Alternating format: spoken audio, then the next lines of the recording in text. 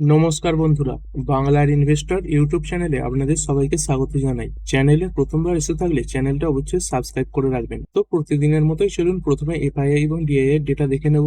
যেমনটা দেখতে পাচ্ছেন আজকের দিনে এই এফআইআই এরা ভারতীয় মার্কেটে হেভি সেলিং করেছে। কত পরিমাণে শেয়ার বিক্রি করলো? এই 7,558 কোটি টাকার কাছাকাছি শেয়ার বিক্রি করেছে এবং সেই তুলনায় ডিআইআই যে পরিমাণে বাইং করেছে সেই ফিগারটা খুবই কম। এই ডিআইআই এরা আজকের দিনে বলতে পারেন এর প্রায় হাফ শেয়ার কিনেছে। এই 3,863 কোটি টাকার শেয়ার এই ডিআইআই আজকের দিনে ভারতীয় মার্কেটে কিনলো। এরপরে আমেরিকান মার্কেট কেমন পারফর্ম করছে? এইখানে ডাউ জোন্স দেখতে পাচ্ছেন এই মুহূর্তে প্রায় 0.5% ডাউন হয়ে রয়েছে এবং যে ওপেনিংটা সেটাই গ্যাপ ডাউন হয়েছিল এবং তারপর থেকে একবারও দেখতে পাচ্ছেন এই সবুজে যেতে পারেনি এবং এরই সঙ্গে সঙ্গে এই যে নাসডাক কম্পোজাইট এখানেও এই 0.60% কাছাকাছি ডাউনফল এই মুহূর্তে দেখতে পাওয়া যাচ্ছে।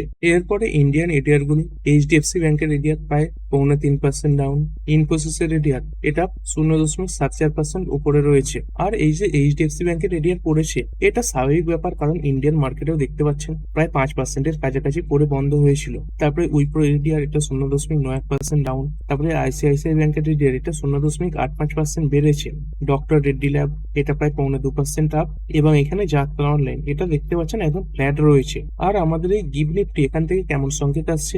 এখান থেকেও দেখতে পাচ্ছেন সেরকম পজিটিভ কোনো সংকেত নেই, বরঞ্চ কিছুটা লাল নিশানেই বর্তমানে এই যে গিভ নিফটি এটা ট্রেড করছে। আর আজকের দিনে আমেরিকার এই জবলেস ক্লেমের ডেটা সামনে চলে এসেছে। কেমন এলো এই ডেটা? এইখানে কি দেখতে পাচ্ছেন অ্যাকচুয়াল কত এসেছে? এই 205 কে, অনুমান কত ছিল 215 কে আসবে, এর আগে কত ছিল 213 কে। মানে অনুমানের তুলনায় এই যে জবলেস ক্লেম সেটা অনেকটা কম এসেছে এবং তারই সঙ্গে সঙ্গে এর আগের বারে যে ডেটা ছিল তার থেকে ওই জবলেস ক্লেম এটা কম এসেছে। মানে কি অনেক মানুষের হাতে কাজ রয়েছে। দেখতে পাচ্ছেন US jobless claim fall unexpectedly signalling labour market resilience, মানে লেবার মার্কেট এখানে কিন্তু ভালো স্ট্রেংথ দেখা যাচ্ছে। এরপরে কথা বলবো ডলার এবং রুপির সম্পর্ক নিয়ে। আজকের দিনে আমাদের এই যে ইন্ডিয়ান রুপি এটা অনেকটাই দুর্বল হয়ে পড়েছে। আজকের দিনে 93 এর উপরে উঠে গেছে এবং কিছু কিছু অ্যানালিস্ট মনে করছে অদূর ভবিষ্যতে এই যে ইন্ডিয়ান রুপি এটা ডলারের এগেনস্টে 100 টাচ করতে পারে। তো এই 100 টাচ করলে সেটা কিন্তু মার্কেটের জন্য খুবই খারাপ ব্যাপার হবে। যেমনটা দেখতে পাচ্ছেন এই গোল্ডম্যান স্যাচস এরা কি প্রেডিক্ট করছে যে আমাদের ইন্ডিয়ান রুপি এটাই 95 পৌঁছে যেতে পারে ডলারের এগেনস্টে। কিসের কারণে? এই অয়েলের যে দাম বাড়ছে তার কারণে। এবং কতদিনের মধ্যে এটা যাবে বলছে? দেখতে পাচ্ছেন এই 2027-এর মধ্যে এই যে রুপি এটা 95-কে টাচ করে ফেলবে, এটাই গোল্ডম্যান স্যাচস প্রেডিক্ট করছে। এবং কিছু কিছু অ্যানালিস্টও এটা ভেবেও চলছে যে আমাদের এই রুপি এটাই 100-কেও টাচ করতে পারে। তবে আমাদের এই যে রুপি এটাকে শক্তিশালী করার জন্য আরবিআই বিভিন্ন উপায় অবলম্বন করছে। যেমন কিছুদিন আগেই দেখেছিলাম আরবিআই ডলারের যে রিজার্ভ সেটা মার্কেটে সেল করে দিয়েছে, তখন এই রুপি এটা কিছুটা শক্তিশালী হয়েছিল, তারপরে কিন্তু আবার দুর্বল হচ্ছে। এছাড়াও আরো কিছু রাস্তা তারা খুঁজছে। দেখতে পাচ্ছেন RBI 6 way for Russia to use rupee reserve official says. যদি এই রাশিয়ার কথা বলি, আমরা এই রাশিয়ার থেকে বিভিন্ন জিনিস কেনাকাটা করে থাকি এবং সেই যে জিনিস আমরা কেনাকাটা করি আমরা কিসে পেমেন্ট করি? এই রাশিয়া কিন্তু ডলার ইউজ করতে পারে না, সেই জন্য আমরা এই যে ইন্ডিয়ান রুপি তার মাধ্যমে পেমেন্ট করি। এবং তারই সঙ্গে সঙ্গে রাশিয়া ধরুন ভারতের থেকে কিছু জিনিস কিনলো, তাহলে সেই রাশিয়া তারা কিসের মাধ্যমে পেমেন্ট করে? তাদের যে রুবেল রয়েছে বা রাশিয়ান রুপি তার মাধ্যমে পেমেন্ট করে। এবং বর্তমানে দেখতে পাচ্ছেন আরবিআই সেরকমই একটা রাস্তা খুঁজছে যার মাধ্যমে এই রাশিয়া তাদের কাছে থাকা রুপির যে রিজার্ভ সেটা ব্যবহার করতে পারে। এবং এটা কোন একজন অফিসিয়াল কিন্তু বলেছেন। এই রিজার্ভ ব্যাংকের chief general manager N Senthil Kumar তিনি এই তথ্য জানিয়েছেন। কিসের ব্যাপারে? The central bank is assessing whether Russian entities can put their rupee funds to productive use in the Indian economy. মানে ইন্ডিয়ান ইকোনমি এর ভালো হবে এমন কোনো কাজে এই রাশিয়া যাতে ইন্ডিয়ান রুপি ব্যবহার করতে পারে সেই ব্যাপারে বিভিন্ন উপায় এই সেন্ট্রাল ব্যাংক খুঁজছে। তারপরে কিছু কোম্পানির ব্যাপারে নিউজ দেখে নেবো। যেমন এই পিভিআর আইনক্স আজকে শুরুটা দেখতে পাচ্ছেন পজিটিভই ছিল, অনেকক্ষণ পজিটিভে ট্রেড করেছিল, পরে মার্কেটের প্রেসার আস্তে আস্তে নিচের দিকে এসেছে। তবে পিভিআর আইনক্স এটা শর্ট টাইমে ফোকাসে রাখতে পারেন। কিসের কারণে বলছি? কারণ এই ধুরন্ধরের যে সেকেন্ড পার্ট মানে ধুরন্ধর রিভেঞ্জ সেটা লঞ্চ হয়েছে, এই 19 তারিখে লঞ্চ হয়েছে। তবে যদি কথা বলি এই 19 তারিখে একটা বিরাট পরিমাণে ব্যবসা করেছে। এইখানে দেখতে পাচ্ছেন এই ফিল্মটা প্রথম দিনেই 100 কোটির যে মার্ক সেটাকে ক্রস করেছে। Enters top 5 highest openers in India, মানে ইন্ডিয়ার মধ্যে এই ওপেনিং সেশনে সব থেকে বেশি ইনকাম করেছে এরকম টপ 5খানা ফিল্মের লিস্টে এই যে ধুরন্ধর রিভেঞ্জ এই ফিল্মটার নাম দেখা যাচ্ছে। আর বুঝতেই পারছেন এখন কাজের দিন চলছে, এরপরে যখন উইকেন্ড আসবে মানে শনিবার রবিবার, তখন কিন্তু এই ফিল্মের যে ব্যবসা সেটা আরো ভালো হবে এবং যেই কারণে পিভিআর আইনক্স এই কোম্পানিতে ভালো তেজি আসতে পারে। এর আগে যখন ধুরন্ধরের ফার্স্ট পার্ট এসেছিল তখন কিন্তু এই পিভিআর আইনক্স শেয়ার এটা ফোকাসে ছিল, ভালো তেজি দেখা যাচ্ছিল। তারপরে যদি কথা বলি গাড়ির ব্যাপারে, যদি আপনি নতুন গাড়ি কিনতে ইচ্ছুক হন তাহলে এই মার্চ মাস শেষ হওয়ার আগেই এই ব্যাপারে বিবেচনা করতে পারেন, কারণ এই মার্চ মাসে কি হবে, এটা একটা ইয়ার এন্ডিং, এই মার্চ শেষ হয়ে গেলে একটা নতুন ফাইন্যান্সিয়াল ইয়ার পড়ে যাবে। আর এই সময় কি হয়, অনেক স্টক খালি করতে এবং তার সঙ্গে সঙ্গে এই গাড়ির যারা সেলার রয়েছেন তাদের উপর বিভিন্ন টার্গেট থাকে এবং সেই টার্গেট পূরণ করার জন্য এরা বিভিন্ন ডিসকাউন্টে গাড়িও দিয়ে থাকে। এবং ইতিমধ্যে এই খবরে চলে এসেছে, কি খবর, যে এপ্রিল মাস থেকে বিভিন্ন কোম্পানিগুলো তাদের গাড়ির যে দাম সেটা বাড়াতে পারে, মানে এই মাসে কিনলে কিছুটা সস্তায় পাবেন, যদি পরের মাসের জন্য ওয়েট করেন তাহলে কিন্তু গাড়ির দাম বেড়ে যাবে। যেমনটা দেখতে পাচ্ছেন, Audi cars to get costlier in India up to 2% price hike from April 1। এই যে অডি গাড়ি তারা দেখতে পাচ্ছেন এপ্রিলের 1 তারিখ থেকে তাদের গাড়ির যে দাম সেটা 2% বাড়াতে চলেছে। তার সঙ্গে সঙ্গে এই যে মার্সিডিজ বেঞ্চ এরাও দেখতে পাচ্ছেন এই এপ্রিল 2026 থেকে 2% হাইক করেছে এবং তার সঙ্গে সঙ্গে টাটা মোটরসের যে কমার্শিয়াল ভেহিকেল সেখানেও প্রাইস হাইক দেখতে পাওয়া গেছে। মানে বিভিন্ন যে অটো কোম্পানিগুলো তারা কিন্তু এই যে প্রাইস সেটা হাইক করে দেবে। তারপরের company Indian renewable energy development agency, এই রিনিউয়েবল সেক্টরে কাজ করা খুবই ভালো একটি কোম্পানি। এই কোম্পানির মূলত কাজ কি, বিভিন্ন যে রিনিউয়েবল প্রজেক্ট হয় সেখানে ফাইন্যান্সিং করে থাকে এই কোম্পানি।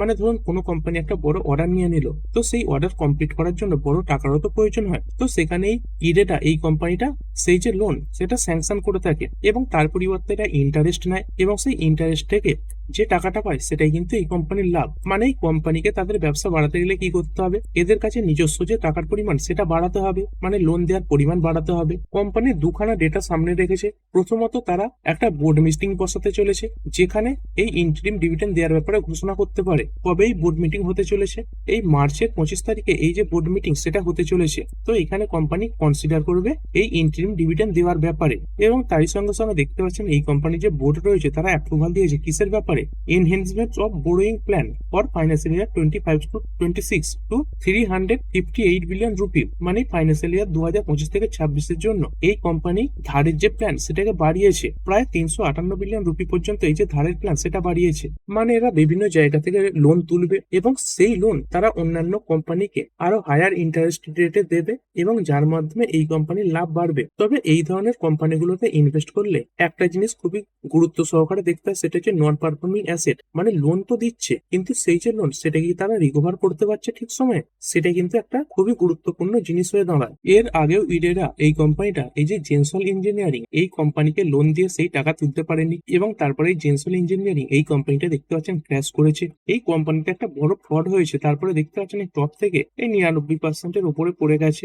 এই কোম্পানির থেকে এই ইডেরা এরাই 729 কোটি টাকা পাওয়ার জন্য এই যে রিকভারি ট্রাইব্যুনাল রয়েছে সেখানে কেস করেছে। তবে এই যে টাকাটা সেটা রিকভার হওয়ার সম্ভাবনা খুবই কম রয়েছে। কিসের জন্য, কারণ দেখতে পাচ্ছেন এই যে কোম্পানিটা রয়েছে জেনসল, এটাকে যদি পুরোপুরি বিক্রিও করে দেওয়া হয় তাহলে কত টাকা উঠবে, 83 কোটি টাকা উঠবে। আর সেখানে ইরেডা এই কোম্পানি কত টাকা পাবে, 729 কোটি টাকা পাবে। মানে পুরো জেনসল ইঞ্জিনিয়ারিং এই কোম্পানিটাকে বিক্রি করে দিলেও এই ইরেডার দেওয়া যে লোন সেটা উঠবে না। তো যে সমস্ত কোম্পানি লোন প্রোভাইড করে থাকে তাদের জন্য এটা কিন্তু চিন্তার ব্যাপার হয়। এই লোন রিকভার না করতে পারলে কোম্পানির যে এনপিএ সেটা হঠাৎ করে অনেকটা বেড়ে যায়। এরপরে ক্রুড অয়েলের প্রাইস, এই ক্রুড অয়েল আজকের দিনে অনেকটা বেড়ে গিয়ে আস্তে আস্তে নিচের দিকেই পড়ছে। এই যে ব্রেন্ট ক্রুড দেখতে পাচ্ছেন যেটা এখন 109 চলছে, এটা তো আজকে একটা সময় 119-এ পৌঁছে গিয়েছিল, সেখান থেকে অনেকটাই পড়েছে। এখন দেখতে পাচ্ছেন মাত্র 1.95% ওপরে রয়েছে। মানে পরিস্থিতি এটা কিছুটা কুল হচ্ছে। কিছু ভালো খবর আছে, কিছু খারাপ খবরও রয়েছে, মানে মিক্স খবর আসছে, কিছু জায়গা থেকে ভালো খবর, কিছু জায়গা থেকে খারাপ খবর। যেমন কুয়েত, এখানে ইরানের হামলার পর কি হয়েছে দেখতে পাচ্ছেন, suspend operations at Mina Abdullah and Mina Al Ahmedi refineries after attack। তো এই দুখানা যে রিফাইনারি রয়েছে সেখানে কুয়েত তারা কি করেছে, এই যে অপারেশন সেটা সাসপেন্ড করে দিয়েছে। তো এটাই ক্রুড অয়েলের জন্য খারাপ খবর। কিন্তু তারপর একটা ভালো খবরও দেখতে পাওয়া যাচ্ছে। কিসের ব্যাপারে, US May remove sanctions on Iranian oil standard in tankers. তো এই আমেরিকা তারা ইরানের যে তেল তাদের উপর লাগা যে স্যাংশন সেটা সাময়িকভাবে তুলতে পারে। তবে দেখতে পাচ্ছেন এটা কিন্তু স্থায়ী নয়। যে সমস্ত ট্যাঙ্কার্স গুলো এই স্টেট অফ হরমুজ যেখানে আটকা পড়ে রয়েছে তাদের উপরেই ইরান এই যে স্যাংশন সেটা তুলতে পারে। একটা ইন্টারভিউয়ে এই আমেরিকার যিনি ট্রেজারি সেক্রেটারি রয়েছেন এই বেসেন্সজি, তিনি এই কথা উল্লেখ করেছেন। আর কেন সাময়িকভাবে এই যে স্যাংশন সেটা তোলার কথা বলা হচ্ছে, দেখতে পাচ্ছেন to help lift global supplies and reduce price, মানে এই সময় যদি স্যাংশন লেগে থাকে তাহলে এই যে সাপ্লাই সেখানে প্রবলেম দেখা যাবে, কিন্তু এই সময় ক্রুড অয়েলের দাম বাড়ছে, তো সেই যে সমস্যাটা সেটাকে কমাবার জন্যই এই যে ব্যবস্থাটা সেটা আমেরিকা নিতে চলেছে।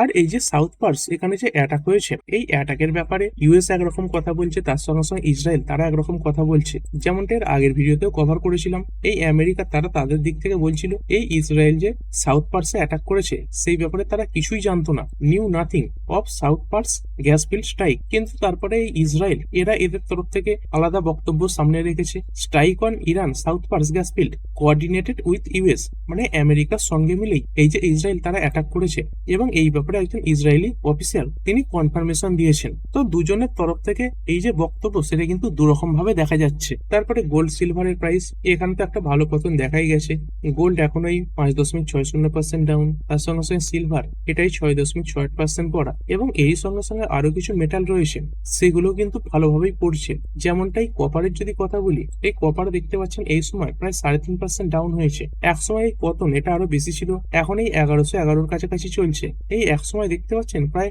1050-এর কাছাকাছি পৌঁছে গিয়েছিল, এবং এরই সঙ্গে সঙ্গে এই যে অ্যালুমিনিয়াম রয়েছে এখানেও আজকে একটা ভালো পতন দেখা গিয়েছিল। এই অ্যালুমিনিয়াম এখন এই 4.25% পড়লেও এক সময় দেখতে পাচ্ছেন প্রায় 322-এর কাছাকাছি চলে গিয়েছিল, এবং এই 2018-র পরে এই যে অ্যালুমিনিয়াম ইন্ডেক্স রয়েছে সেখানে এত বড় পতন দেখা গেল। এই কারণে ইন্ডিয়ান মার্কেটে কিছু কিছু কোম্পানিকে ফোকাসে রাখতে পারেন এই মেটাল সংক্রান্ত, যেমন এই হিন্দুস্তান কপার, তার সঙ্গে সঙ্গে এই হিন্ডালকো ইন্ডাস্ট্রি, তারপরে এই ন্যাশনাল অ্যালুমিনিয়াম কো রয়েছে। যদি মেটালের দামে আরো বড় পতন দেখতে পান তাহলে এই স্টকগুলোতেও এই যে প্রেসার সেটা বাড়বে। এছাড়াও আগামীকাল এই যে এইচডিএফসি ব্যাংক এটাকেও ফোকাসে রাখবেন। আজকের দিনে তো একটা রেজিগনেশনের কারণে এই কোম্পানিটা 5%-এর উপরে পড়েছে, তবে তারপরে কোম্পানি এবং তার সঙ্গে সঙ্গে আরবিআই এরা ক্ল্যারিফিকেশন দিয়েছে যে এই রেজিগনেশনের ফলে কোম্পানির যে ফাইন্যান্সিয়াল তার উপর সেরকম বড় নেগেটিভ ইম্প্যাক্ট পড়বে না। আর মার্কেট এটার উপর কেমন ভাবে রিয়াকশন দেখায় সেটা আগামীকাল আমরা বুঝতে পারবো। তারপরের কোম্পানি টিসিএস বা tata consultancy services limited, tata গ্রুপের আইটি সেক্টরে কাজ করে একটি কোম্পানি। এই কোম্পানিটা দেখতে পাচ্ছেন এই যে এবিবি রয়েছে এদের সঙ্গে স্ট্র্যাটেজিক পার্টনারশিপ সাইন করেছে কিসের ব্যাপারে, এই আইটি, এআই এবং ইঞ্জিনিয়ারিং পার্টনারশিপের ব্যাপারে। এই সমস্ত ক্ষেত্রে এরা দুজনে মিলেমিশে কাজ করবে। তারপরের কোম্পানি নেসলে ইন্ডিয়া লিমিটেড, এই কোম্পানি একটা প্রোডাক্ট রয়েছে সেটা হচ্ছে মাঞ্চ। এই কোম্পানি ইন্ডিয়াতে এই যে মাঞ্চের প্রোডাকশন সেটা বাড়াতে চলেছে, এক্সপ্যান্ড মাঞ্চ প্রোডাকশন এট সানন্দ ফ্যাক্টরি। এই সানন্দ ফ্যাসিলিটিতে এই কোম্পানি একটা নতুন লাইন তৈরি করেছে, যার মাধ্যমে কি হবে এই মাঞ্চের যে প্রোডাকশন এটাই অ্যানুয়ালি 8,300 টনস বৃদ্ধি পাবে, এবং এই প্রজেক্টের জন্য কোম্পানি 225 কোটি টাকা খরচও করেছে। এই যে মাঞ্চ প্রোডাক্টটা রয়েছে এর বড্ড বেশি ডিমান্ড দেখা যাচ্ছে, এবং সেই ডিমান্ডের যে সাপ্লাই সেটা দেওয়ার জন্যই কোম্পানি এই যে একটা নতুন প্ল্যান্ট সেটা ওপেন করেছে। আর ভিডিও শেষে আমেরিকান মার্কেট একবার দেখে নিই চলুন। এইখানেই ডাও জোন্স এখানেই পতন আরো বেড়েছে, দেখতে পাচ্ছেন প্রায় 1%-এর কাছাকাছি ডাউন হয়ে গেছে, এবং তারই সঙ্গে সঙ্গে যদি নাসডাক কম্পোজাইটের কথা বলি এখানেও এই পতন বেড়েছে। এখন এই নাসডাক কম্পোজাইট এটাই 0.87% নিচে ট্রেড করছে। তো ঠিক আছে বন্ধুরা, আশা করছি ভিডিওটা আপনাদের ভালো লেগেছে। আপনি চাইলে এটাকে লাইক এবং শেয়ার করতে পারেন। আর শেয়ার মার্কেট সংক্রান্ত ডেইলি নিউজ আপডেট পেতে চ্যানেলটা সাবস্ক্রাইব করে রাখবেন, এবং পাশে থাকা বেল আইকনটি টিপে অল অবশ্যই সিলেক্ট করে রাখবেন, যাতে পরবর্তী ভিডিওর নোটিফিকেশন আপনার কাছে সময় মতো পৌঁছে যায়। আর হ্যাঁ, ভিডিওটি শুধুমাত্র ইনফরমেশন এবং এডুকেশনাল পারপাসের জন্য বানানো হয়েছে। আমি সেবি রেজিস্টার্ড নই, তাই কোনো প্রকার শেয়ারে কোনো প্রকার বাই, সেল, হোল্ড বা অ্যাভারেজ করার কোনো সিদ্ধান্ত নেওয়ার আগে আপনার যে ফাইন্যান্সিয়াল অ্যাডভাইজার আছে তার সঙ্গে অবশ্যই আলোচনা করবেন। দেখা হচ্ছে পরের ভিডিওতে। ধন্যবাদ।